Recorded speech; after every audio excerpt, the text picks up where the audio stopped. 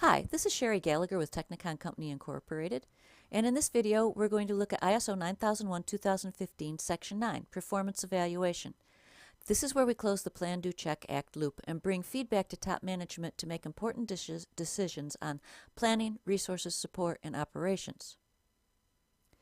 The first step for the organization to figure out is what did and didn't work and why or why not. That means collecting data and turning it into information. So the organization needs to determine what will be monitored and measured, how the monitoring and measuring will occur, when monitoring and measurement shall be performed, and when data will be analyzed and evaluated. The evaluation of the performance is to determine the effectiveness of the quality management system. Again, documented information shall be retained as evidence of results. If there's one universal dread in ISO 9001, it is the Customer Satisfaction Survey. Designing the survey to get usable data and getting responses back from busy customers is difficult. Commercially available services can be expensive. Getting answers from the same customer over and over again can actually create a negative. Here's some do's and don'ts. The organization needs to determine what is an effective sample size. Not all your customers need to be surveyed each year. Keep the survey short and simple. The survey should be able to be answered in 1 to 5 minutes.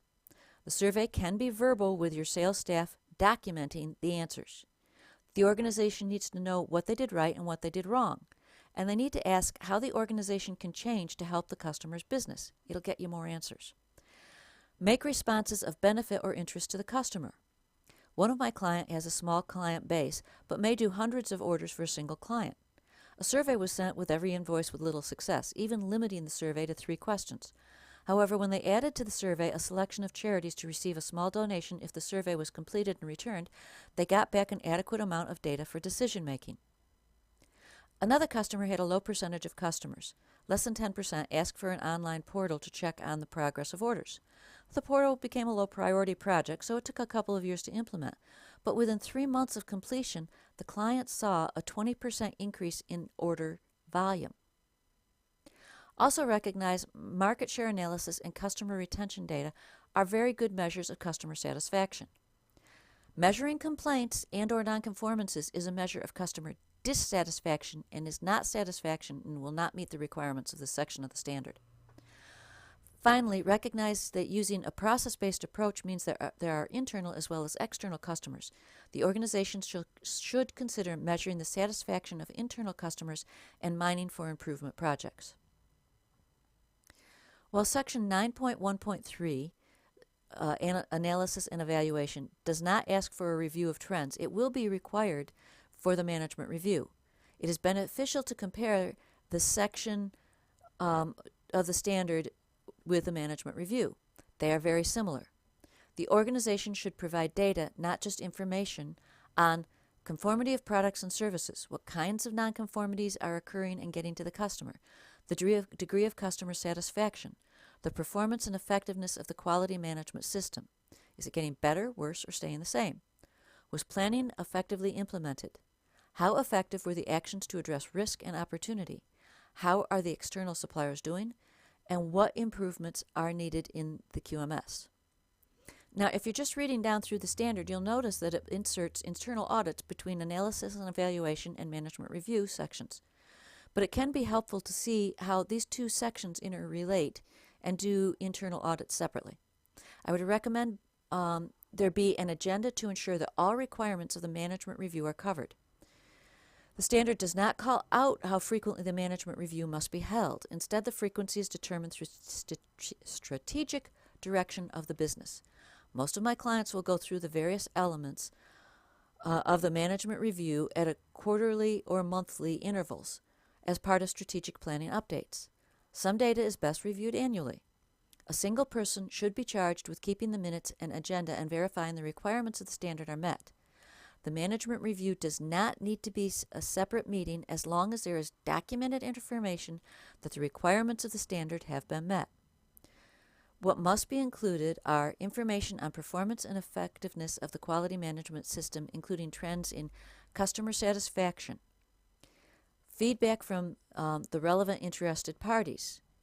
Auditors interpret this differently and I have seen auditors ask for feedback and trends from all interested parties, including shareholders. Look and see if Section 7.4 communication helps. Top management decides what will be communicated. Top management does not have to solicit or communicate shareholder feedback. External quality objectives have been met. Process performance and conformity of products and services. Again, this comes from analysis and evaluation. Nonconformity and corrective actions. This is frequently a good measure of the effectiveness of the QMS and management planning implementation. Monitoring and measurement of results. Again, the organization determines what is effective information. It can be sales growth or profitability or customer retention. Audit results. On the trend here, it may be more effective to look at the findings for similarities, not just the number of findings. Internal audit findings are opportunities to improve, so in many ways, more findings can be beneficial. This includes first, second, and third-party audit results. Externally provided performance. You must look at on-time delivery, quality, service, and verification reports. Remember to look at trends. Having looked at the performance data, top management needs to determine the adequacy of resources against the planning for the coming interval. The adequacy of actions to address risk and opportunities. This is one where an annual review of product and process FEMAs may be advisable. Top management doesn't have to participate in the FEMAs, but should get a report of the results.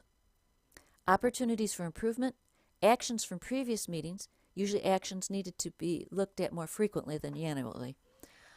Changes in internal and external issues. Remember back in Section 4, context of the organization?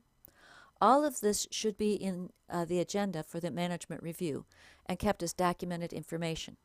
The minutes are the output of the management review, and it is also documented information. The minutes should be listed, and any changes needed to the QMS and any additional or special resources. If no changes are needed to the QMS, a statement to that effect is needed in the minutes as evidence the need for change was reviewed. Okay, now let's jump back to internal audits. Now here's a pet peeve of mine, folks. Internal audits must be process-based. This isn't new. It was in the 2008 edition of ISO 9001 standard. If your checklists read like a regurgitation of the clauses of the standard, it is not a process audit. A simple example, if the checklist reads, does the organization perform management reviews, that the audit clause, it is audit clause based and the audit is clause based and not process based and is not being done correctly. Second pet peeve, doing internal audits annually at the same time every year. Internal audits should be based on status and importance. This means if a process is having more nonconformities or more nonconformities are getting to the customer, that process should be considered for an audit earlier in the cycle and perhaps more frequently. The actions of the management are some of the most important in the standard, but frequently they are done at most once a year.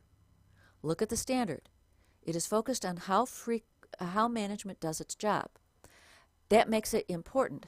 That means it may need to be audited more frequently in the internal audits. If you want to upset auditors in general, point out that there's no requirement for internal audits to be done annually.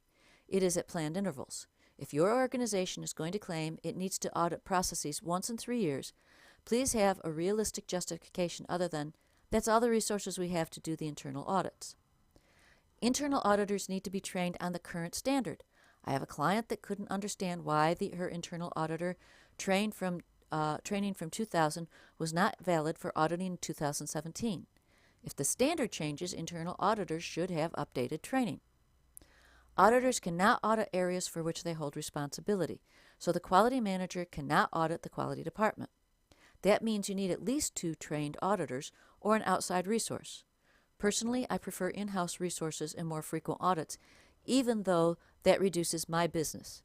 When an outside source does the internal audit, it does give the organization a fresh viewpoint, but generally the audits are performed less frequently than with in-house resources. So, in conclusion, Section 9, Performance Evaluation of ISO 9001-2015, is the point where management reviews information, not data, to determine if the QMS is effective and close the plan, do, check, act loop. Okay, there we go, folks. If you have any questions, please feel free to contact us at Technacon 1986 at sbcglobal.net, or call us at 708-814-3685, or check out our website, technacon.com. Please go out and have a wonderful day.